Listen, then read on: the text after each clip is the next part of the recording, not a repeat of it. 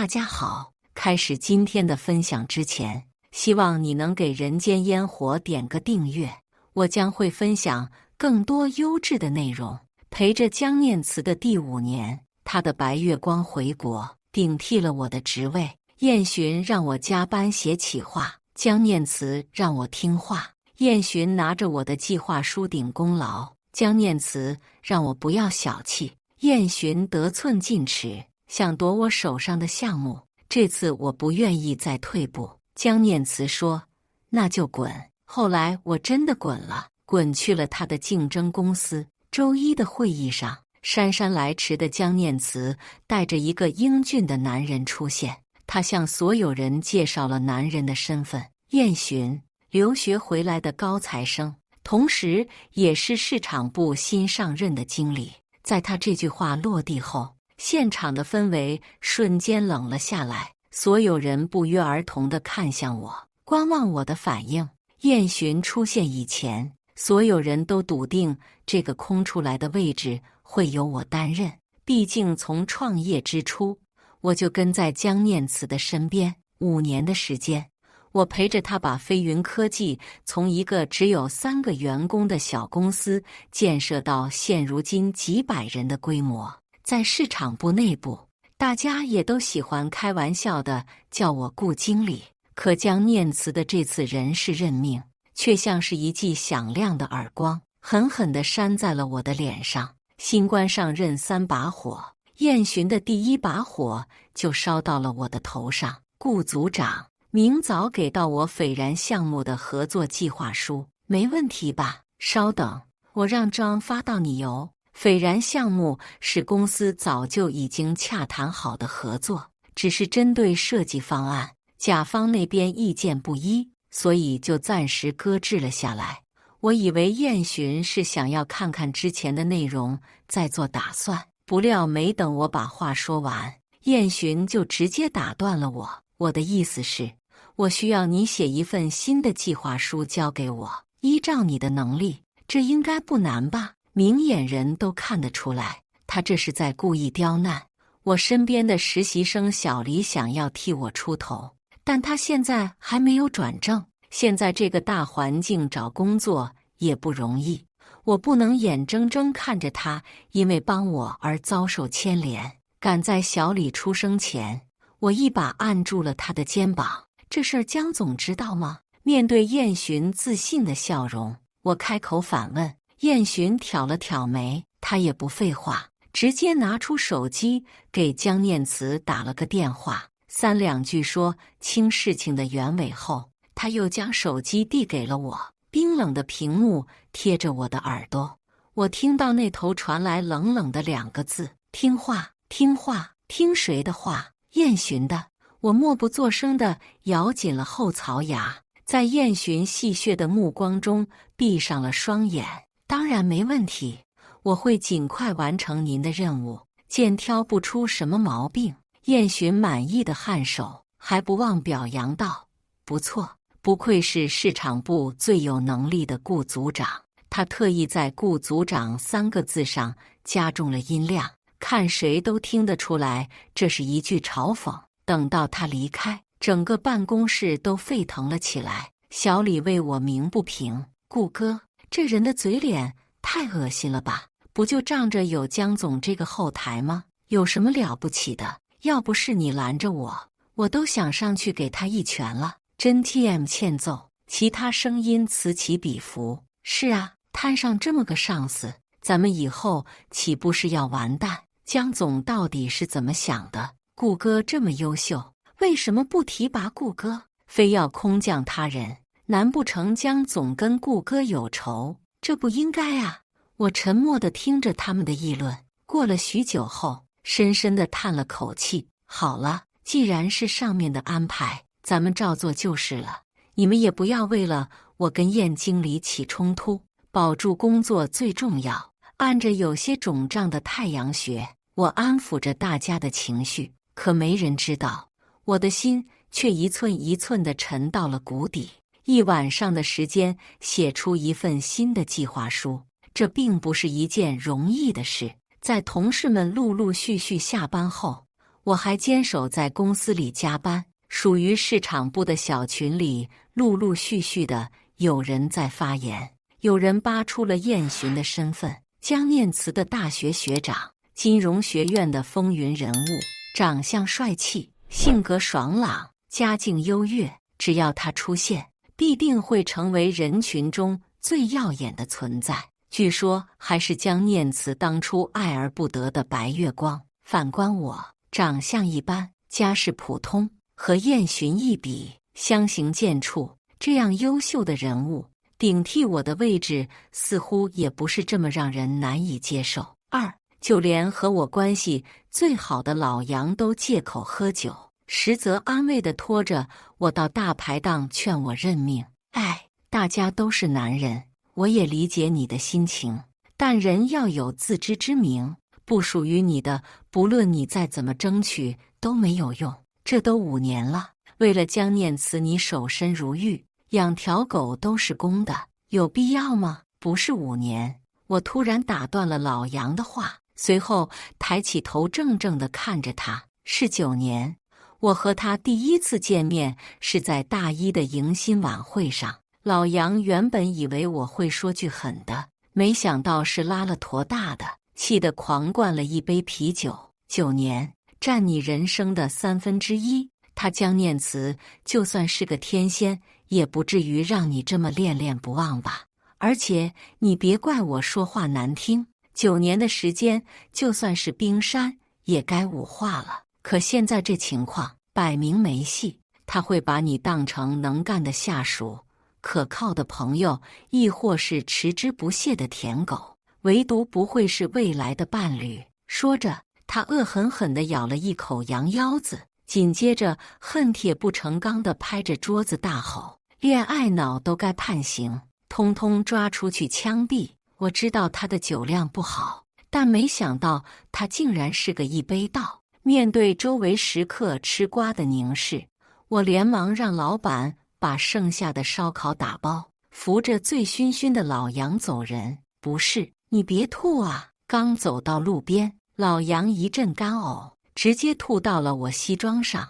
我一时间都不知道该是先收拾西装，还是收拾老杨。我俩都喝了酒，不能开车，但老杨这个鬼样子，出租车司机愿不愿意接还是另一回事儿。就在我犹豫间，一记近光灯照了过来，几秒钟后，一辆张扬的跑车停在了我们身侧。我定睛一看，车上坐的是燕洵和江念慈。需要帮忙吗？燕洵嘴角噙着笑，温声询问。我听着他的声音，眼神却落在江念慈的身上。他侧着脸，甚至懒得正眼瞧我，凌厉的侧脸带着久居高位的傲气，仿佛隔绝了外界的一切。我沉默了几秒，缓慢但又坚定地摇头，拒绝了燕洵。不用了，我有法子。话音刚落，江念慈就发出了一声嗤笑，矫情，哪怕没有指名道姓，也能听得出他是在挤兑我。燕洵诧异地看了他一眼，随后对着我微微颔首，没再强求。下一刻，跑车启动，飞驰而去。明明踩着同一条柏油路，恍惚间，我却觉得和他们隔着2个世界。辛苦地把老杨送回家后，我买了一提啤酒，回到出租屋，就着凉透了的烤串吃了起来。顾淮安，你就是个彻头彻尾的 loser。笑着笑着，我的眼泪落在了地毯上，染出了大块斑驳。其实公司里有关燕洵和江念慈的小道消息，大部分都是真的，唯独一点不准确。燕洵可不是江念慈爱而不得的白月，他俩是彼此的初恋。这个秘密只有为数不多的几个人知道，而我恰恰是其中的一个。一场意外，我在图书馆里无意间看到燕洵跟江念慈拥吻的画面。那个时候，我对江念慈只是单纯的欣赏，还没有发展到暧昧的阶段。看着学校里面的2个风云人物在谈恋爱，我心中微微触动，却觉得理所当然。俊男靓女，郎才女貌，在一起本就天经地义。按理来说，这种童话般的开局，迎来的也应该是童话的结尾。可是，在大三那年，燕洵跟江念慈分手了。准确来说，是燕洵甩了江念慈。哪怕在这3年里，江念慈为了他着想，没有公布这一段恋情，受尽了委屈。可燕洵还是为了自己的前途，放弃了江念慈。他说：“爱情和前途不能混为一谈，如果是对的人，自然会出现在他的前途里。”说完这话的当晚，他就坐上了飞往国外的飞机。所谓的分手，不是偶然兴起，而是早有预谋。我在江念慈最爱的那家蛋糕店里兼职，目睹了这一切。而江念慈回头看到了目睹这一切的我，他什么也没说，只是进店买了个蛋糕，然后坐在角落里默默地吃了起来。我清楚地看到泪水在他的脸上肆意流淌。我想那一天的蛋糕一定很苦，不然他不会哭得这么伤心。也是在那一天，我们搭上的话，成了朋友。毕业后，江念慈想要创业，问我愿不愿意和他一起。我义无反顾地拒绝了到手的大厂 offer， 跟着江念慈从零做起。爸妈和老师都不理解我，一再劝我不要犯傻，多为自己考虑，就连朋友都笑话我傻，为了个女人放弃自己的大好事业。可只要一想起我答应江念慈的那一天，她脸上洋溢着的笑容，我心中就是满满的坚定。我想，就算再重来100次，我也不会后悔当时的选择。公司渐渐地走上了正轨，这些声音也消失不见。我以为苦尽甘来，没想到命运给我开了这么大一个玩笑。燕洵竟然回来了，而且看样子江念慈还原谅了他。原来困在原地的人只有我一个。强撑了一个晚上没睡，将燕洵要的合作计划书发到他的邮箱后，我才浑身酸痛地躺在了床上。我本来只想睡2个小时，补充一下精力，却没想到再次睁眼时，我竟然躺在了医院。我妈趴在我的手边，她来家里给我送菜，却发现我没有去上班，躺在床上满脸通红，浑身发烫。于是我妈直接带着我来了医院。医生说我是急性肠胃炎导致的高烧，需要卧床休养。见我醒来，我妈松了一口气，随后又眼含热泪的重重地拍了一下我的胳膊：“你这倒霉孩子，生病了也不知道来医院。我跟你爸就你这么一个儿子，你要是出了点意外，我跟他可怎么办呀？”看我妈这么难过，我心里也不是滋味。妈，哪有你说的那么严重？我这不是没事吗？我安慰着我妈。再说也是这段时间忙，等过完这段时间就好了。呸！每次都拿这句话来敷衍我们。我是你妈，还能不知道你的心思？我妈用力地掐了一下我的胳膊。我也不想要打击你，可你跟他完全是2个世界的人。儿子，爸妈不求你大富大贵，只希望你能够平平安安地度过这一生，找一个喜欢你的、爱你的女人，生个孩子。这样，哪怕我现在死也瞑目了。以前他从来都没有说过这样的话，我心中不免有些发毛。妈，你是不是听谁跟你瞎说什么了？一提到这个，我妈脸色一变。你好好照顾身体，我去食堂给你打点饭来。医生说你要多喝点粥，养胃的。说完，他步履匆忙地离开了病房，像是身后有条狗在追着他。我拿出手机，看着上面最新的一条通话记录，眼前有些重影。跟公司请了3天的病假，但我只在医院待了2天，就又匆匆地赶回了公司。刚坐到工位上，小李就给我带来个好消息：顾哥，跟斐然的合作方案终于谈妥了。闻言，我松了一口气，毕竟这个合作拖了这么久，耗费了公司这么多的人力精力，现在能够谈妥，对整个市场部都是一件好事儿。我顺口问道：“谁呀？这么厉害，竟然能够搞定那群人？”说起这个，小黎忍不住皱起了眉头，他朝着我使了个眼色，小声地嘟囔道：“还能是谁？那个燕洵呗。不过说实在的，本来还以为他只是个花架子，没想到挺有能力的。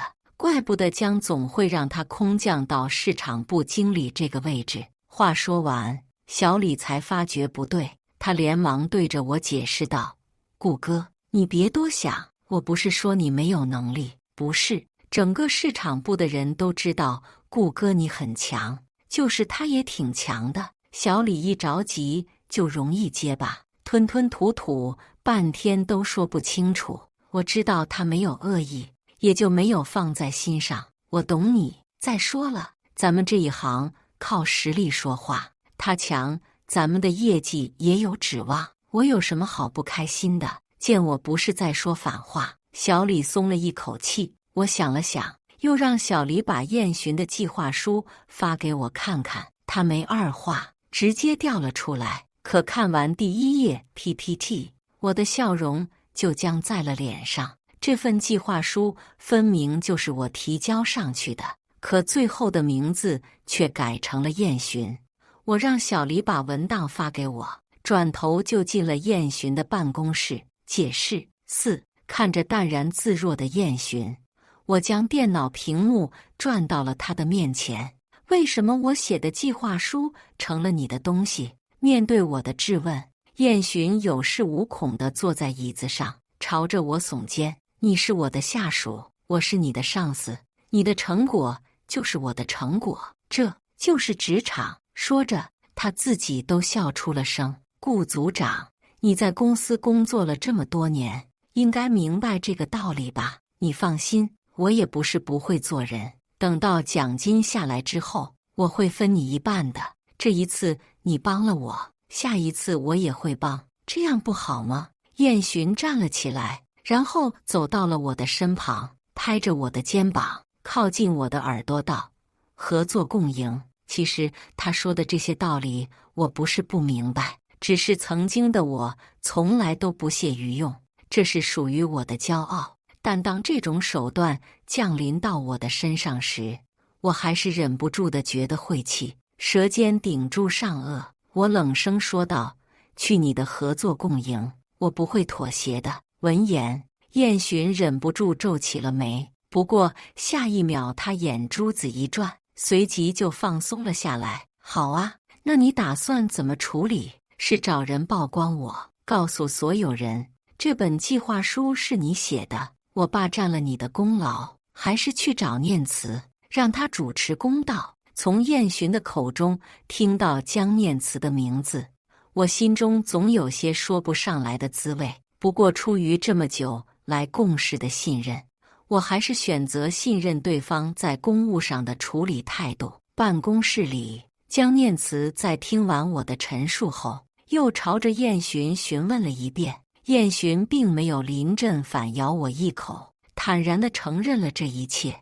我原以为得知这一切的江念慈会斥责燕洵，可他却没有责怪燕洵，反而朝着我露出失望的眼神。不过就是一份计划书罢了，让给燕洵又有什么关系？他现在刚上任，需要业绩证明自己的能力，不然如何服众？顾燕之，你什么时候变得如此斤斤计较，不顾全大局了？我握紧了拳头，音量忍不住提高。凭什么？他需要业绩，所以就牺牲我的功劳是吗？江念慈，你扪心自问，如果今天换成其他的人，你还会这么掩饰太平，轻轻放下吗？面对我的怒火，江念慈态度依旧淡然，他两手搭在下巴上，冷言道：“顾燕之，你到底在不满些什么？还是说，其实你在意的是项目奖金？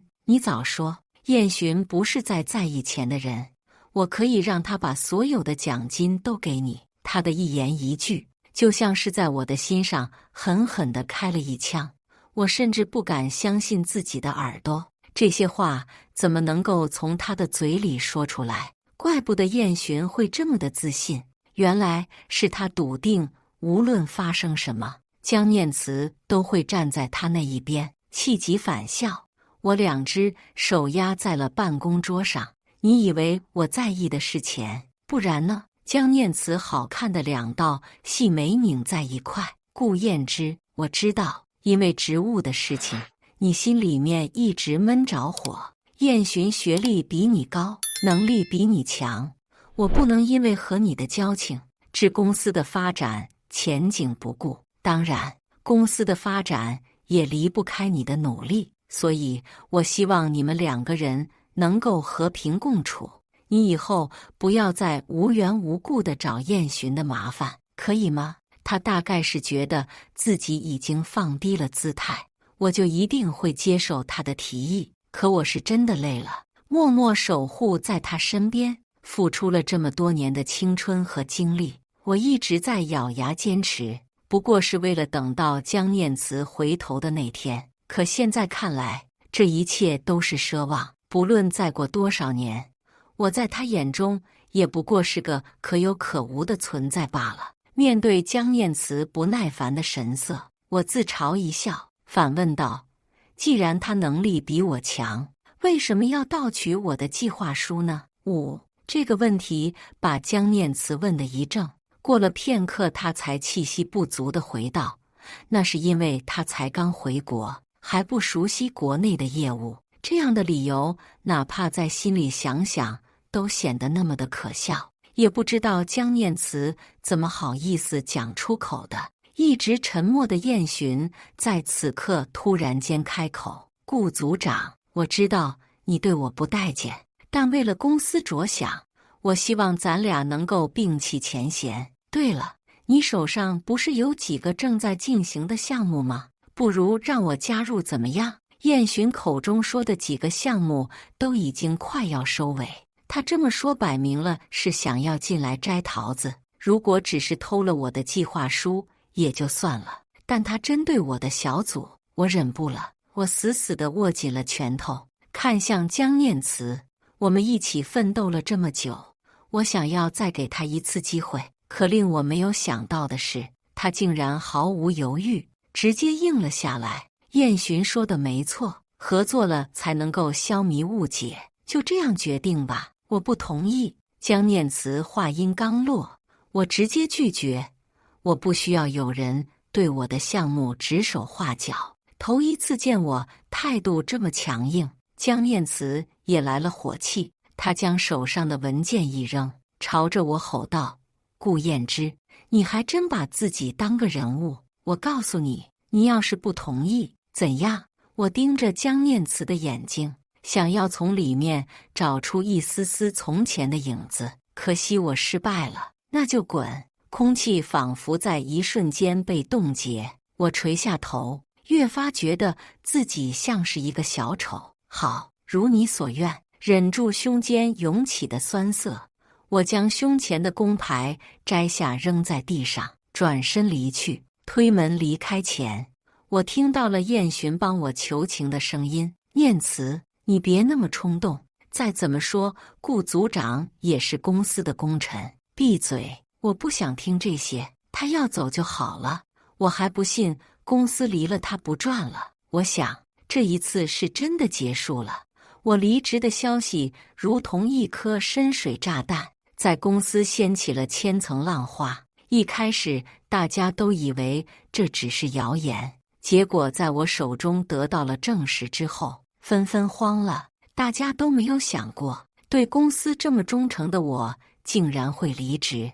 我没有告诉他们离职的真实原因，也就只有老杨猜到了大概是因为什么。大家都劝我，至少等到项目结尾之后，拿到项目奖金再离开。可我真的一刻都等不下去了。待在公司的每一分每一秒，于我来说都是煎熬。江念慈大概也是气急了，让人事那边抓紧办理了离职手续。因为是主动提的离职，公司并没有任何的赔偿。中午，趁着大家都出去吃饭，我收拾好的东西离开公司。冤家路窄，没想到我在电梯里还遇到了燕洵。他看着我手上的箱子，嘴角噙着一抹意味深长的笑。其实咱俩没必要做敌人。实话告诉你，我对江念慈不感兴趣。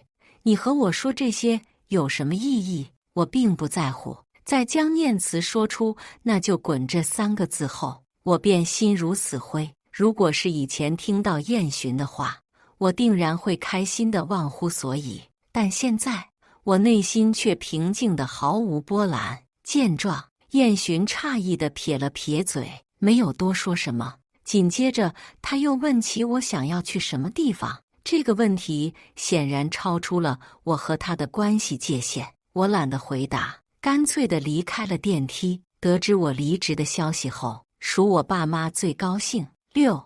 陪着江念慈创业的这几年，我几乎从未请过假，就连过年都坚守在岗位上，导致我爸这么个严肃古板的中年老男人都常常劝诫我不要为了一时的得失而损害自己的身体，不值当。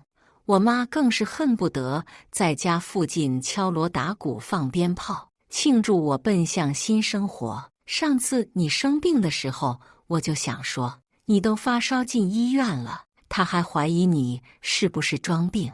当时我还怕你伤心没敢说，现在你自己走出来，那我就放心多了。他嘴里唠叨着，没有察觉到我眼神当中一闪而过的落寞。不过这情绪转瞬即逝，没有在我心中停留太久。辞职了好，随便再找一个压力不那么大的工作，然后等着妈给你安排相亲。一听到相亲2字，我浑身一个机灵，赶紧跟我妈解释道，我已经入职了一家新的公司，工作也很忙，可能没有办法谈恋爱。我妈一脸不信，但看到我邮箱里的新 offer 后，她还是选择支持我的决定。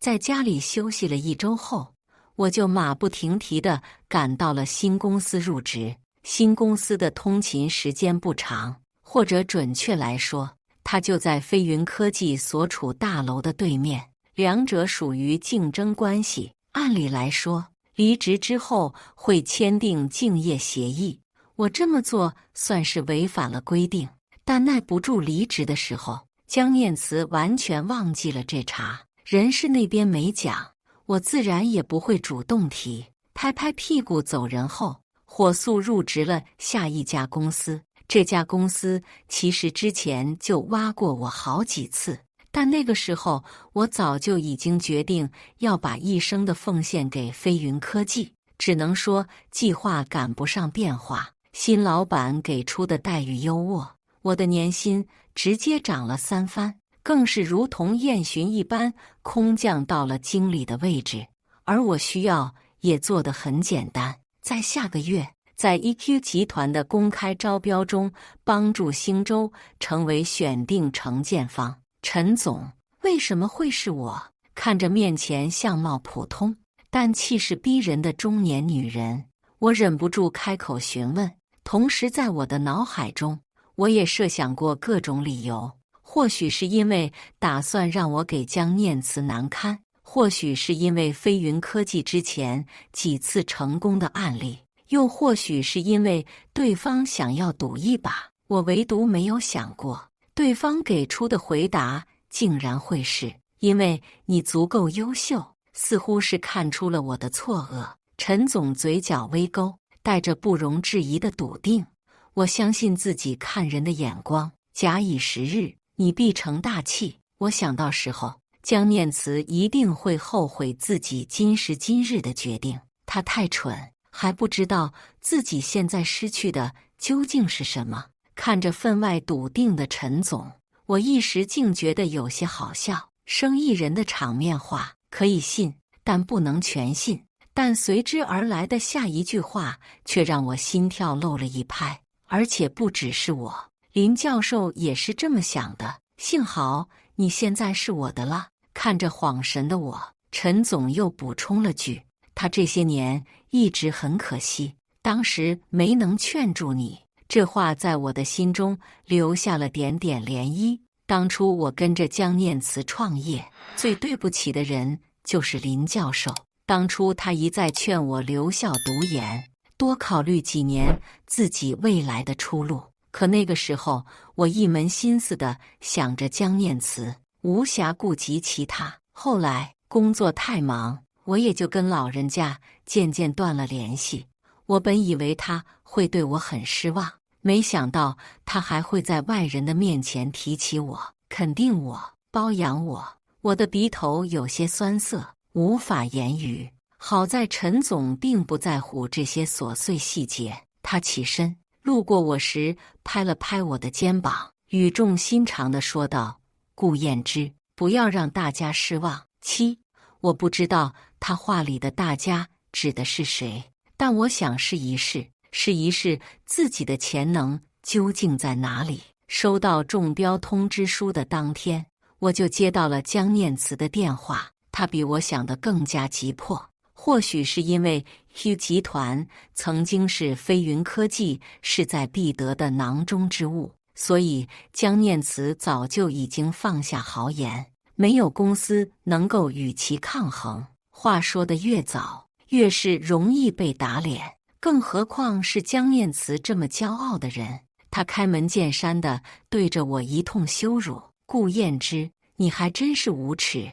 我说当初为什么你的气性那么大，说走就走，原来是早就找好了下家。我扪心自问，待你不薄，可你竟然反咬我一口，跑去兴州入职。还有你的那份标书，你敢对天发誓没有参考云飞科技的内部资料？我告诉你，这是没完，我是绝对不会这么算了的。”我安静地听完江念慈的咆哮，慢条斯理地回复道：“如果你有证据的话，欢迎你去报警来抓我，但如果没证据，那就不要往我的身上扣屎盆子。商场如战场，要有输得起的态度。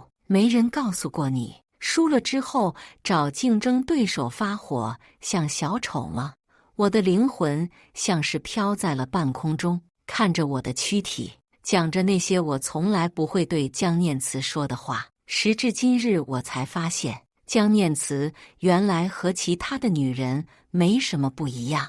她身上种种美好的品质，让我贪慕的温暖，实际上不过是我给她蒙上了一层滤镜罢了。当爱意消失，这层滤镜消失不见，她也从云端降落到了凡尘。挂断电话，我将他的号码拉进了黑名单，转身步入正在庆祝成功中标的包厢。看见我进来，陈总朝着我高举酒杯：“恭喜你，林经理，好事多磨。5年的时间，我终于走到了这一步。虽然中途绕了些路，但好在没有走错。”酒足饭饱后，我收到了老杨的短信。他在短信里抱怨江念慈今天就跟发疯了似的，在办公室里发了好一通的火。要不是家里还养着2个吞金兽，他恨不得学我直接炒了江念慈。最新那条消息是在3分钟前。想了想，我回复道：“不然来我这儿试试。虽然我在兴州只是个经理，但要想组建一支属于自己的班底，倒也不是太大的问题。”我等了几分钟，却迟迟没有等到老杨的回复。看来他还是有所顾忌，我倒也不意外。毕竟飞云科技除了压力比较大以外，薪酬在行业中还算是中上的。要是跟着我到新的公司发展，没能做出成绩，反倒是害了老杨。我刚准备放下手机，老杨的电话却打了进来。隔着听筒，我都能够感受到他的兴奋。“兄弟，刚刚我已经跟燕洵提交了离职报告，你可不能忽悠我，我明天就去你那报道。”这速度看得出来他是压抑了很久。我无奈地摇了摇头。好，果然，暴风雨后总会有美丽的彩虹。在同 EQ 集团签订完合同后，2家公司共同举办了宴会。宴会邀请了平津各大企业的高层，江念慈也夹杂其中。我站在陈总的旁边，一眼就看到了他。2个月不见，他变得憔悴了许多，不论是眼底的乌青，还是发肿了的脸蛋，无一不展现出他近期的糟糕。反观他旁边的燕洵，依旧英俊帅气，高大威武。EQ 项目的失利对他而言好像无关紧要，这完全不是一个负责任的高层能展现出的精神样貌。就在我觉得疑惑时，江念慈走了过来。我以为他是来找我要个说法的，毕竟老杨离职后，陆陆续续的又有7、8个员工跳槽到了我这边。江念慈不管是升职加薪，都拦不住他们的步伐。一方面是因为江念慈喜怒无常的情绪，另外一方面则是燕洵的推波助澜。他上任后，已经接连搞砸了飞云科技的7、8个项目。员工们是要挣钱的，不是来讲情怀的。以前能挣到钱，就算是工作压力大，大家也都忍了。但现在自然是能跑就跑，业界都在传飞云科技要完蛋了。显然江念慈也听到了这个风声，所以他理智的没有朝我发火，而是请求我回去力挽狂澜。怎么？燕经理不值得你的信赖了吗？顾燕之听出我话里的阴阳怪气，江念慈气得直跺脚。他压低了音量，叫了一声我的名字。我们这么多年的友情，你非要全毁了才开心吗？你让我滚的时候，有想过我们这么多年的友情吗？我刻意在友情2个字上加重了音量。笑话，其他人也就算了，身为当事人的江念慈怎么可能看不出我对他情深意重？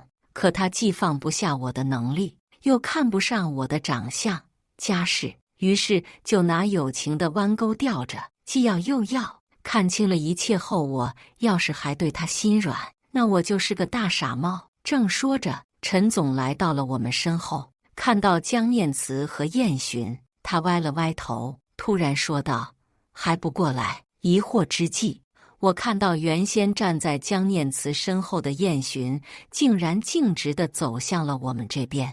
当着所有人的面，燕洵搂住了陈总的腰，低头和他交换了一个吻，两人眼神拉丝，爱意翻涌，好似天生的一对。我瞪大了眼睛，不敢相信自己看到的画面。江念慈更是发出了杀猪般的尖叫，引得参加宴会的宾客纷纷侧目。事后我才知道，燕洵和陈总是在国外认识相恋的。接手家中的公司后，陈总知道燕洵和江念慈曾经的恋情，便派出了男朋友使出美人计。我猛地想起了离职那天燕洵在电梯里跟我说的话，怪不得他刁难我时，我也没有感受到他身上的敌意。合着不是我太迟钝，而且人家根本就没把我当成对手。说来也好笑，他竟然为了燕洵亲自斩断自己的左膀右臂。一说到这个，陈总就止不住自己脸上的笑意，我也跟着他浅浅的笑，可心里却笑不出来。亲自斩断自己的左膀右臂吗？并不是，被爱的那个有恃无恐。是江念慈觉得我永远都不会离开他，可人都会累的，我也不例外。又过了2年，行业寒冬，不少的中小型企业都宣告破产，飞云科技也在其中。江念慈背负了一大笔的债，无奈回老家。临走之前，他还想要再见我一面，可我选择了拒绝。不用做了断，也不必每件事情都要开花结果。以上就是今天分享的故事，大家有什么想说的、想吐槽的，欢迎在下方评论交流，也更希望能给人间烟火点个订阅，我将会分享更多优质的故事内容。